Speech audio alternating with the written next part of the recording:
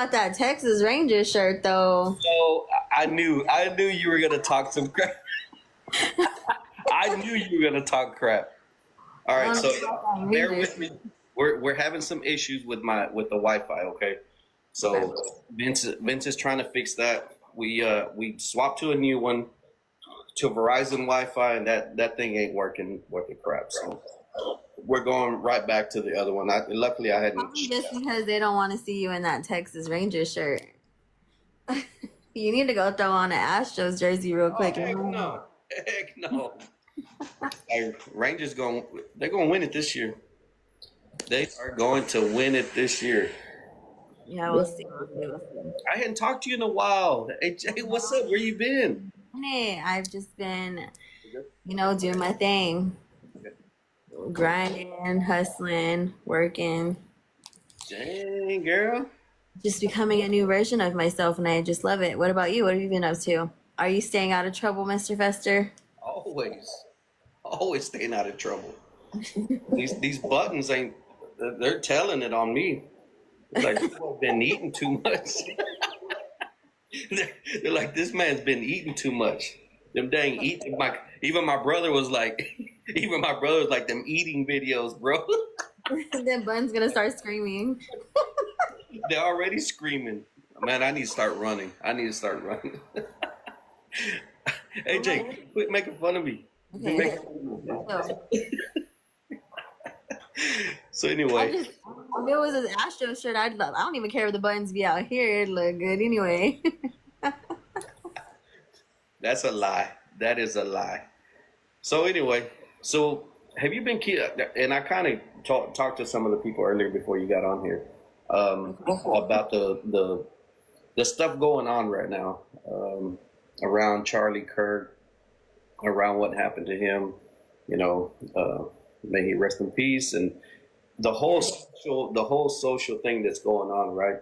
And I've never really talked about politics and stuff like that, but I feel like his word really needs to get out there. Okay, see, and this is where it falls like very bittersweet for me because I only know so much about him. I don't really follow a lot of people, especially when it comes to like inspirational people or like politic people. So I stay very out of the zone when it comes to that. So elaborate, like who was he? Tell me about who he is, so I can know more about why I should feel sad about his passing. Yeah, so Charlie Kirk was a person that was very political, obviously right wing, and so. But in a lot of his debates was really focused on religion, about God, about being spiritual and stuff like that. And I know most of the hate that he got was from his politics.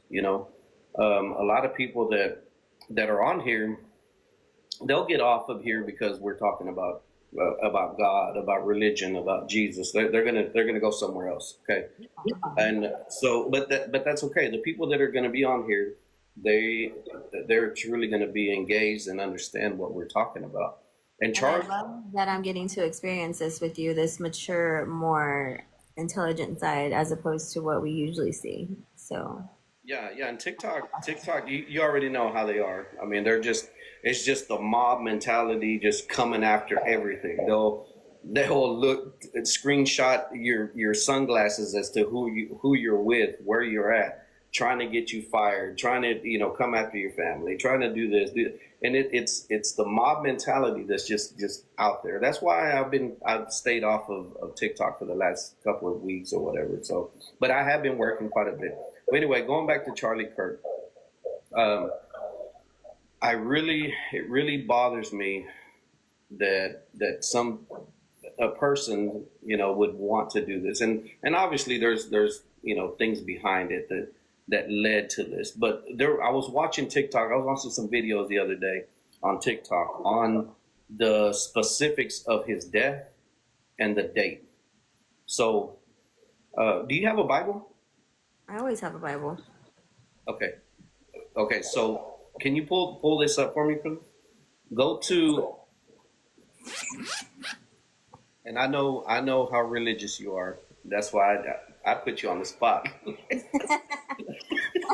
You did. You're like, let's see. Okay, so where am I going? All right. So pull up John 12:23. And the reason I point that out is because the minute that Charlie Kirk died was 12:23. Can you read John 12:23 to us, please? Okay, it says, And you guys, everybody on the chat, you guys are welcome to do the same thing. yeah, y'all can pull it up too as well. So it says, 23. Jesus answered them, "The hour has come for the Son of Man to be glorified." That is crazy. And you're saying he passed at 12:23. That was the exact time that he was. Okay, that's crazy. I'm gonna highlight this actually. Okay. You can keep talking. I'm just gonna highlight this real quick. So I have another couple things, and there was this other one that really went out to me was John 9:10. So this was the date that he was assassinated. Number So 10. it's 9:10. Okay. So you need me to read that one? Yes, yes, and just read through it because he was a messenger of God's word. Okay, so but they kept asking him, "Then how were your eyes opened?" He answered, "The man called Jesus made mud, spread it on my eyes, and said to me, 'Go to Siloam and wash.' Then I went and washed and received my sight." They said to him, "Where is he?" He said, "I do not know." That is powerful. Yeah, he opened a lot of people's eyes with his message. With there was over 3,000 people at this college when this happened. If you, I'm sure everybody on this chat saw everything that went on because it was everywhere. So That's traumatizing for the people as well that were there. Like that's really, really scary and sad. yeah, and here's another one. Okay, so he was 31 years old, right? Yeah. So pull up John 3:1. These are all in John's story. John 3:1.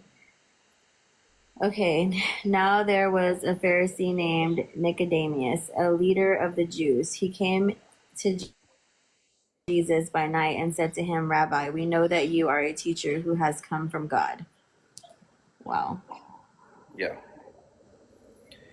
And those are the first two that I told you to look up were the two that I saw, and then I pulled up John just because of his age, how old he was, and John 3:1, I was like, wow, and so we are. It says right after that, it says, "A teacher who has come from God, for no one can do these signs that you do apart from the presence of God."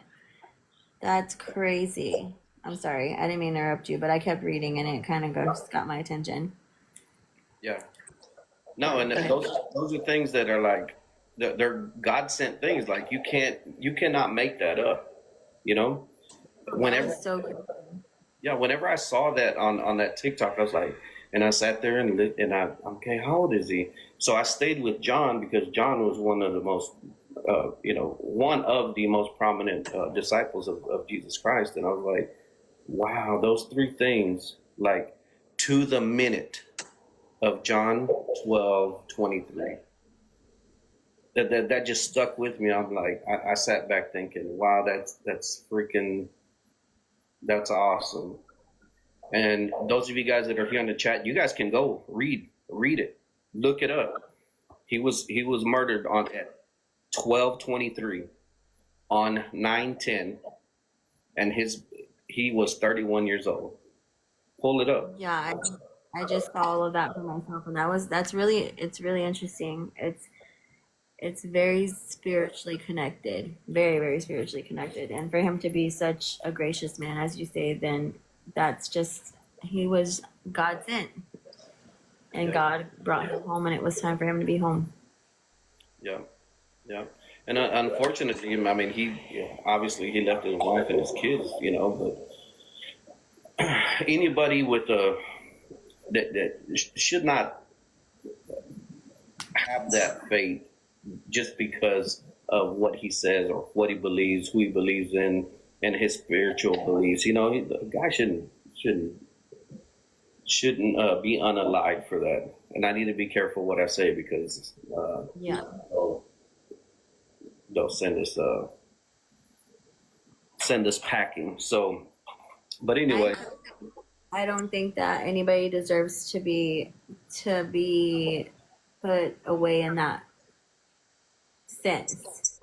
But at the end of the day, and I'm not justifying anything, God knows our timing, God knows our path. He puts us in places that He wants us to be when He wants us to be there.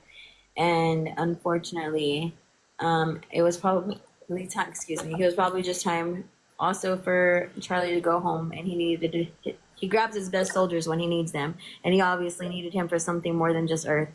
So, I mean, it really saddens me that he left a family behind, and I'm sure they're proud of his legacy, but we all have a reason at why we go when we go, even if we don't deserve to go in the way that we do. yeah, no, it's 100%, 100%, and unfortunately that I was talking to somebody and a friend phoned in, and I kind of chimed in and said, "Hey, do you know what happened?" And the person was like, he should have, he deserved it." I'm like, "Wait a minute, did you just say what I thought you said?" That person said, "Yeah, he deserved it." I'm like, "Wait, you don't? Do you even know who he is, or what?" I don't care who he is or who he isn't. Nobody deserves to lose their life because of another human being. Yeah, yeah, and because of his beliefs, because of what he said, because of it's like, and when people like on TikTok and Instagram and Snapchat and everything, you voice your opinion. Uh, Everybody has a voice, everybody, whether it's good or bad, your opinion, good or bad, you still shouldn't be unalived because you believe what you believe. You know what I mean? You have the right to say say what you want to say. I promised myself I wasn't gonna look at any of the comments at all during this during this live, because this is supposed to be more of like our launching of podcasting, and so we won't have to see comments when we're doing that. But like, the one thing that's triggering me is just that people are saying that somebody was hiding behind a Bible and that they were evil in real life. Like, how do you know that? Like, how do you know that? Like, are you hiding behind a Bible? Are you hiding behind a mask that you don't want nobody else to know about? Like, that makes no sense to me. Like, there's no rules as to who can read the Bible, who can be behind the Bible, who can be spiritually guided. Like, what are y'all talking about? Hiding behind a Bible? How do you hide behind a Bible? Obviously, it didn't protect him from what happened to him. So what do you mean he was hiding behind the Bible? I don't get it. Yeah. Okay, No. so I'm not gonna respond no more. That was just one of Yeah. Yeah. And see, that's one thing. That's one thing that we going back to the mob mentality. Everybody has a voice. Everybody has their own opinion. People are going to agree with us. There's a lot of people that are going to disagree with us. Of course. And those people that are disagreeing with us are the ones that are being, maliciously, making comments or whatever. So there's no point even responding to them because, those people you can sit there and debate with them, just like Charlie did with a lot of the students. You would debate with them, and you have to agree to disagree. Yeah. Agree to disagree because they have their own viewpoints, their own ideology or whatever. You have your own. It's hard for you to get across to them because they're only at this point, or at the point where you're debating. They're only listening to respond. They're not listening to understand. Exactly. That's the biggest issue in relationships nowadays, where you're having a conversation with your spouse or whatever, and a lot of the times it's the issue of you're not listening to understand what your person is trying to tell you.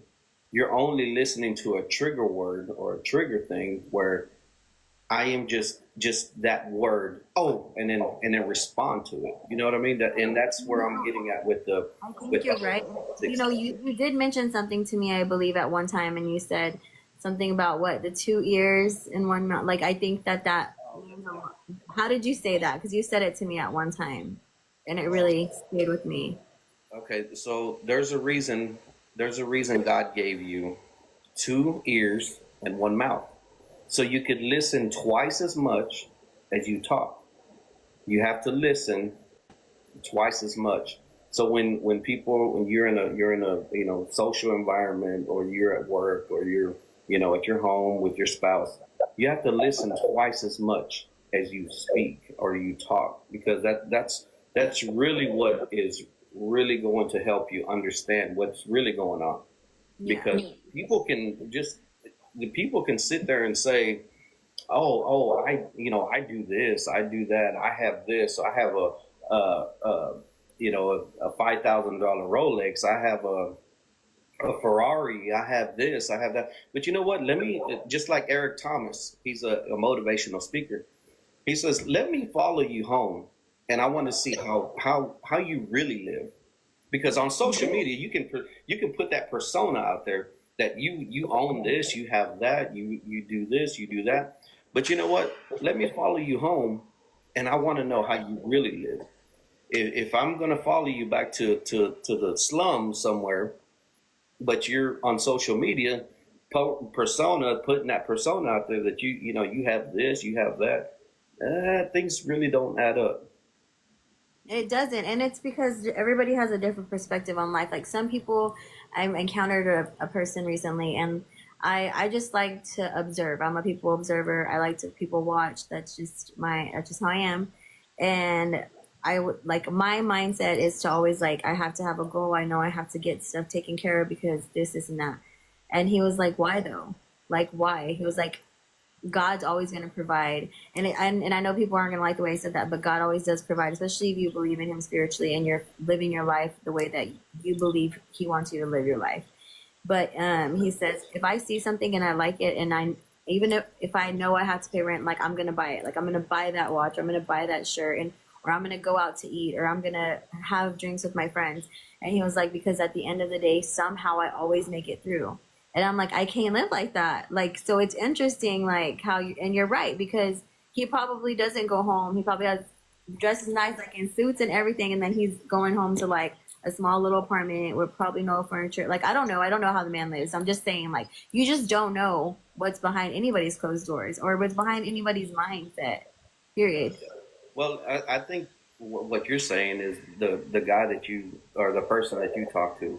I think his whole persona, and I agree with him, is that he knows that God's going to provide for him regardless. So if he wants to buy his car or Rolex or this or that, he knows, he has faith that he's going to be okay. He's going to be able to pay his bills. He's going to be able to do travel. He's going to be able to do whatever he needs to do. Uh, so hold on, give me just a second. Hi, guys.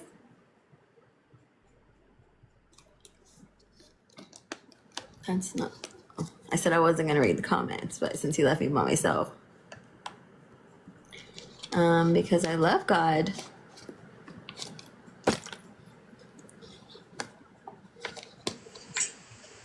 So yeah, I apologize about that.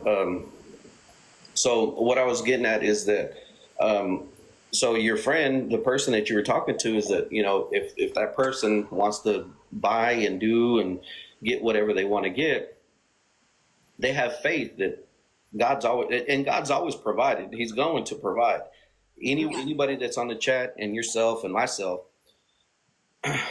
maybe we get into certain situations where, yeah, life gets a little tough sometimes, but you always get through it. You know what I mean? And that might be where your friend was talking about.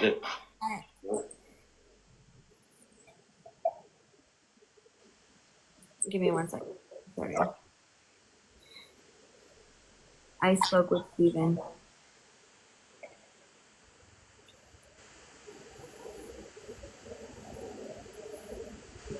So speaking of So what was I gonna say? spirituality I'm and glad I'm glad that you're speaking on this because we do communicate sometimes, especially during text messages or when we're going through stuff throughout the week and everything. And I'm glad that I've gotten to get to know you on a level where I know you more spiritually, I know you more like maturely, and you're more of an intelligent side of as a person.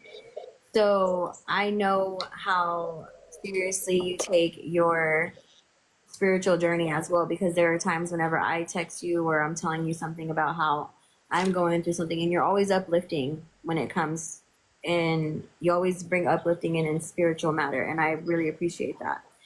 And I feel like that's a side that people don't get to see of you, and I really wish that they would, because like you're an amazing individual and you're very smart and you have a lot to offer than what people see of you. appreciate it. I appreciate it, Jay. I really do. Before I forget, I did want to cover something, a testimony that I felt and I went through myself. So whenever I was working in Arizona, we started a snow cone business, and it was crazy. The whole thing, getting the snow cone business going, getting the paperwork and everything going. So I was in the snow cone stand after we got everything going. I always kept a little pocket Bibles, the little small ones. Oh yeah, I remember So those. yeah, I always keep one in my truck, and I had one in the snow cone stand as I was sitting there. And a couple came up, made a snow cone for them. They left, and I was sitting there, and I looked over at the Bible, and I asked God. I said, God, just send me a sign, to give me something. So I looked over at the Bible. I went and grabbed it, and I just grabbed the Bible, right, and I opened it at just a random page. So I started reading, and it is the exact page where Peter caught 153 fish, and God, tells him, throw your net to the side of the boat or whatever, and Peter's like, we've been fishing all night, we hadn't caught nothing, and Jesus is like, just throw it over. Catches 153 fish. So I'm looking, I got that little Bible in my hand, and I look over at my register, and I'm like, walk over to the register. I get every single dollar, $20, 10, 5, nickels, quarters, dimes, and pennies. Tell me, I'm telling you right now, it went down, counted all the way down to $153 on the mark. That's crazy. That's crazy. I love hearing stuff like that. Like that's awesome. Because that's just God speaking to you in his own personal way. Like that's just I love that for you. I love that for you. Yeah. I love Yeah, that whenever I was counting the pennies, I was like, no way. No way. I'm I'm gonna miss one or I'm going over one, right? Nope. It was exact $153. Yeah. That's awesome. That is Yeah. so crazy. I wish I had a testimony like that. Well, all you got to do is ask him. All you have to do is ask. So Honestly. my cousin has this saying, and she always tells me, because like when I'm going through stuff too, she's like we're both very we're both very spiritually connected, like when we're pushing each other there in our journey. And she has this saying, and I wish I could say it right, and I know I'm gonna say it wrong, and I don't want to call her anything right now, but she says um, something like, God, tell me what you have to say to me today. And then she'll just open the Bible and then she starts reading. And it always pinpoints something that's going on with us that day or that happened to us. And it just makes us feel so emotional. And it gets exciting, but then it's just like we know that we're not alone. Like we have somebody that's watching over us, and we believe in it and we have faith in it. And just because we're talking about this, I don't want anybody to take this wrong. Like, yes, I can say I'm Christian, but I am a sinner. I am not perfect. We all are. We all Yeah, are. I am not sitting here trying to preach like, oh my God, I'm holy. Like, I am not that. Like, I am just starting my spiritual journey. I've been out of the word for so long since I had a loss. And you don't have to be perfect. You don't have to go to church to believe in God. You don't have to be at church every Sunday and Wednesday. Like, I like to sit on the balcony with my iPad and have my Bible out in my comfortable clothes, drinking my coffee and listening to the word. Like, I rather do that than go to church and be surrounded by people dressed in clothes I'm not even comfortable in. Like, that's just me. But I'm not perfect. I sin, I cuss, I drink. Like, but I believe, and I believe that I'm going to go to heaven, and I believe that I just have faith. I have faith in everything, and I have faith that God has a path for me, and I have faith that He's going to walk with me and guide me until I get there. Yeah. And that's just how I feel about that. So I don't want nobody to feel like, oh, she's coming on here and thinks she's like this. No, that's not it. I Yeah. have different journeys, but I know God's with me on all of them. Hey, but I'm glad you came out and said that because a lot of people will come at you or me or anybody that come on this app or Snap or Facebook or whatever, and you give God and Jesus praise, and they're like, "Oh, I saw you at the club the other night. I saw you." Okay, we're not perfect. None of us are perfect. I can twerk to Jesus music. We're not going to be perfect. So No. you know, uh, and talking about this, it's really funny that I think I had 350 people that were on here earlier whenever I got on, and a lot of the people that God messes with them a little bit too much that they don't want to deal with. They're the ones that got out real quick. They bounce really really quick. They So want you to come on here and be talking some mess. yeah, They want yeah, to hear some gossip. They want to hear cheeseman. They want to hear all the negative stuff. Like, we're a positive vibe over here. exactly. We're gonna bring some positivity, some inspiration, some information. Yeah, yeah. So I got on a live the other day with the lady's name was Amanda. She was really cool. She's really cool. She was. I was just scrolling, just going through people's lives and stuff, and they were talking about God and Jesus, religion, and everything. So I sat there and listened to them for probably 15 minutes or so, just to kind of catch their vibe or whatever. And I sent a message. I was like, "Hey, do you mind if I go up?" And of course, they let me on. We sat there and vibed for probably 2 hours. I want to say about 2 hours. We just talked about religion, about the scripture, and different, passages, all kinds of stuff. And it was great. One person wanted to come on, and some of the people on the panel were like, no, no, no, no, no, let's not do that. Yeah, we don't want that kind of vibe. Well, Amanda, the host, she didn't know who it was. We all knew who it was, and she was like, you know what? Let's give him a chance. Reluctant, all of us were like, okay, well, she's the one hosting the panel. Yeah. She let the person on, and as soon as that person came on, everything it went wild. I mean, I'm talking about for 2 hours we had spirituality. We were talking. We had good comments on our comments. We had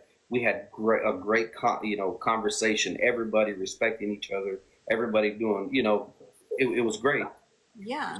As soon as that person came on, the negativity started coming. We were at about 45 people for about 2 hours, and as soon as he came on, it jumped to about 240, 300, and it was just I'm talking about just deflated everything we were talking about. Everything we were talking about, and it's crazy how that. People live for like that negativity and like that drama, and it just like gives them that like dopamine that they're like in some way for some people that I don't know. I get that dopamine being by myself and reading a book or in my Bible or exercising. Like, people literally get that happy dopamine by being on TikTok and talking about other people and having that negative mindset. And that's sad. I mean, I'm not gonna say I've never said anything bad about nobody because I be doing that. I'm not innocent. But like, I've learned and I've grown. Like, Yeah. I'm not gonna get anywhere with a negative mindset.